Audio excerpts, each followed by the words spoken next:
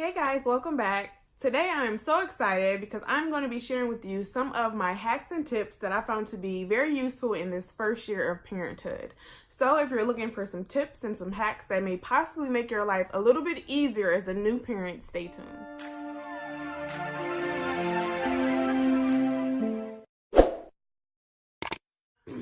So for my breastfeeding moms, this may look a little familiar. These are the 3-in-1 breast therapy pads that can be put in the freezer or in the microwave. The main point of these was pretty much to help soothe the breast from soreness or to help bring down the milk. And I had about 8 of these left over. And of course I'm not breastfeeding anymore, but what do I do with them? Do I throw my money away or do I keep them for something else? So I figured that these will work really well when my son gets boo-boos. So I came across this, like the idea popped in my head one day when he fell down and bumped his little head.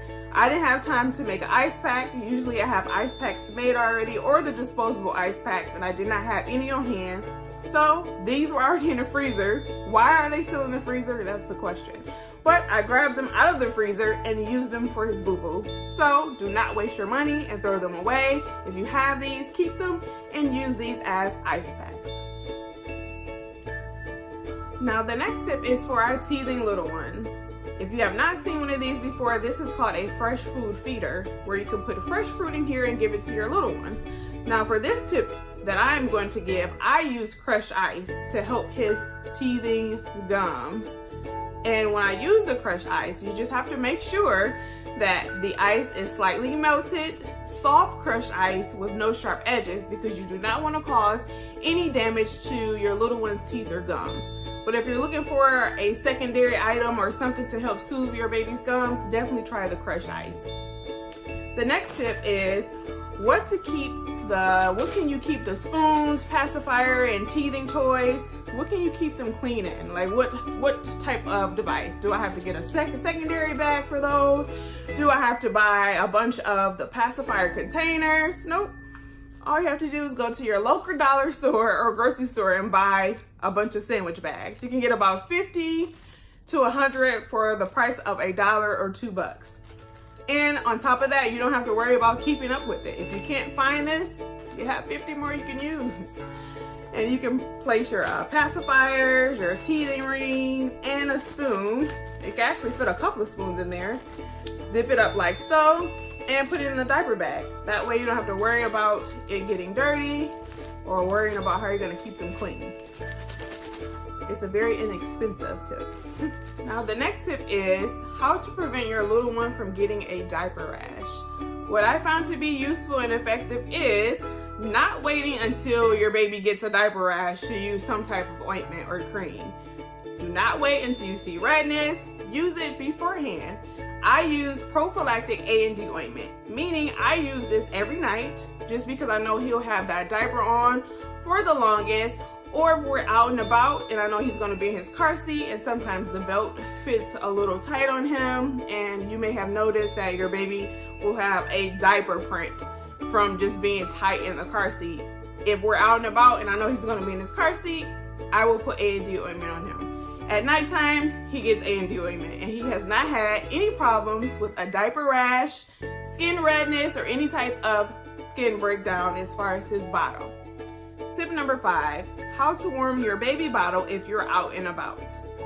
Do you go and buy a portable baby bottle warmer? I believe I've seen those and I think they're a little pricey. You can if you want to, or if you're a coffee and tea drinker, more than likely you have one of these, which is a to-go thermos cup.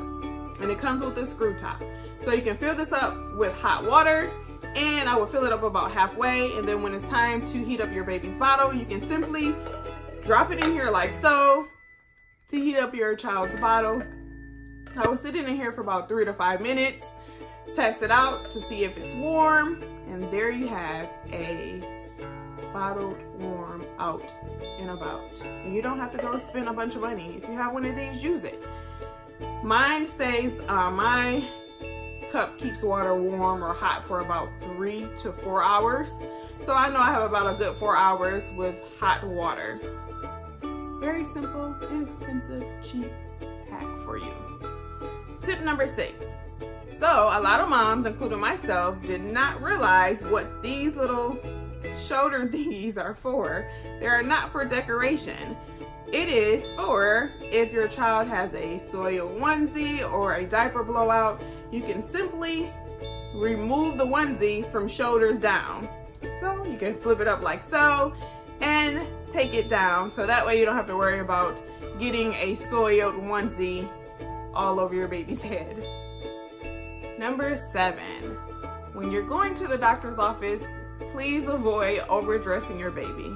I know, we want to put our little ones in these little cute outfits, you know, the socks, the pants, the t-shirt, the undershirt, the hoodie, the jacket, the suspenders, the bow tie.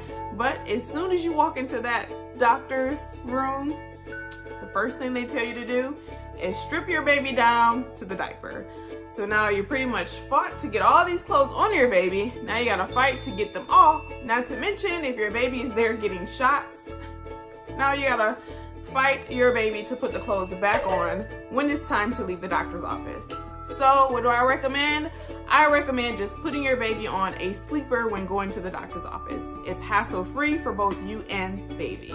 Tip number 8, as a new parent, you want to keep track of everything your baby does as far as how long the baby slept, or you know, how many bottles the baby had that day, how many poopy diapers. So my husband came across this really cool app called WebMD Baby, and this app literally lets you track everything your baby does throughout the day.